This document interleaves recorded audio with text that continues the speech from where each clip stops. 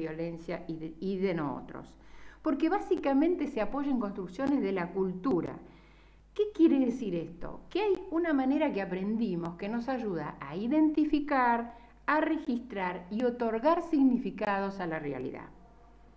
En nuestras sociedades se juegan lógicas de poder, estructuras de sometimiento, jerarquías de poder. Por eso de pronto no nos sorprende y es invisible casi, o lo aceptamos, esto de que las mujeres, los niños, los ancianos, los discapacitados, sean quienes sufren mayores violencias. Son claramente grupos considerados, entre comillas, lo señalo, menos importantes. Por lo tanto, sumamos a esto de la invisibilidad de la violencia un factor más, que es la naturalización. Esta naturalización no es otra cosa que construir permisividades sociales. Hay permisos para que el hombre sea infiel. Hay permisos para que el hombre diga, bueno, le tengo que pegar a mi mujer por las dudas, ¿no? Es una frase conocida. Y comportamientos violentos que son permitidos como natural, legítimos y propios de la vida cotidiana. Aquel que pone orden soy yo, o ella que es una loca, o lo que fuere. ¿Cuál es el agravante? ¿Cuál es la sumatoria sobre esto que tiene que ver a veces con la vida cotidiana nada más? Los medios de comunicación. Los medios de comunicación masiva repiten los hechos de violencia y hay un entusiasmo enorme en la narración de lo más cruel, de lo más doloroso. Se relatan detalles escabrosos de sujetos agonizantes o de violencias dramáticas.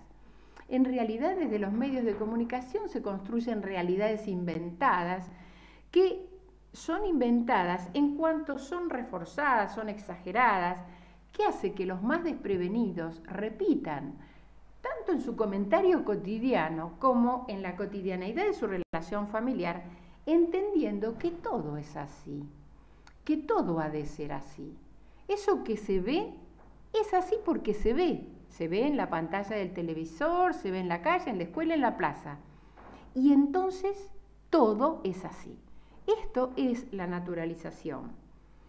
Ciertas campañas de prevención, por ejemplo, en adicciones, en robos violentos, en secuestros, que son temas trágicos, suelen transmitir en su abordaje que un hecho excepcional y dramático como es de pronto un secuestro, la pérdida de la vida relacional, la autoagresión del propio cuerpo y de la vida, no se trata solamente de un derecho, sino que es necesario que se aprenda a resolverlas con eficacia para sobrevivirlas. Y nos dicen cosas como, por ejemplo, que si nos roban o nos secuestran, no tenemos que contradecir ni agredir, y yo agregaría esto, y además darle las gracias si no nos mataron. Esto es el principio de la naturalización de la violencia. Ahora, nosotros debemos conocer estas cosas porque de lo contrario, y en la mayoría de los casos, tendemos a repetirlas en nuestras propias conductas. Nuestro discurso es un discurso enojado frente a estas realidades, plantea soluciones que nunca abordamos, pero que lamentablemente, si no nos damos cuenta, las repetimos. Para estimular actitudes y alternativas que impidan estas violencias, debemos claramente estimular actitudes pasivas. Pasivas que no son de inacción, son actitudes que no encaran una violencia, son acciones, son actos de firmeza centrado en las posiciones y en los postulados que decimos defender y que estas acciones claramente están lesionando. Decimos entonces que ciertas campañas que a veces parecen ayudar y prevenir, en realidad lo único que están haciendo es finalmente consolidar una naturalización de aquello que es una violencia de lo cotidiano. La violencia siempre es un problema, nunca es una solución. Sin embargo, la tentación siempre es resolver con más violencia la violencia. ¿Qué configuramos con esto? Pues una escalada de violencia en donde el final siempre es dramático y en donde perdemos todos. No es que pierde el otro porque yo gané o yo perdí y el otro ganó. Obviamente que quiero hacer una salvedad. Comprender no es justificar, sino prevenir.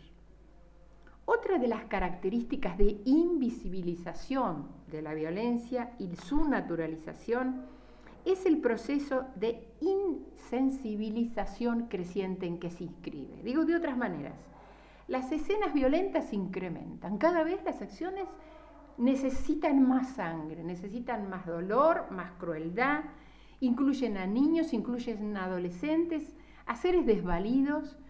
Se habla de poblaciones vulneradas cuando en realidad son sujetos vulnerados. Estas oscuras acciones criminales que incluyen a todos tienen un grado de suma crueldad y de ensañamiento. Ahora, esto ha sido resultado de haber sido espectadores que naturalizamos por no ver, por no darnos cuenta estas situaciones de violencia, o aún más porque los sujetos portamos duplicidad. Digo de otra forma, somos ambivalentes, también somos violentos. Y muchas veces estas situaciones sociales habilitan al juego de esta violencia de la que no nos hacemos cargo, no intentamos dominar o sojuzgar bajo el régimen de la razón y de la solidaridad, y la dejamos jugando en la libre competencia de situaciones de mayor crueldad. Podemos cerrar diciendo, el silencio, la indiferencia, bueno, esto no son acciones que se ven, no son daños objetivos, sin embargo, son padecidos y pueden llevar a alterar tanto la vida del sujeto que le impiden resolverse y desarrollarse como sujeto en transformación, y muchísimo menos transformar su realidad.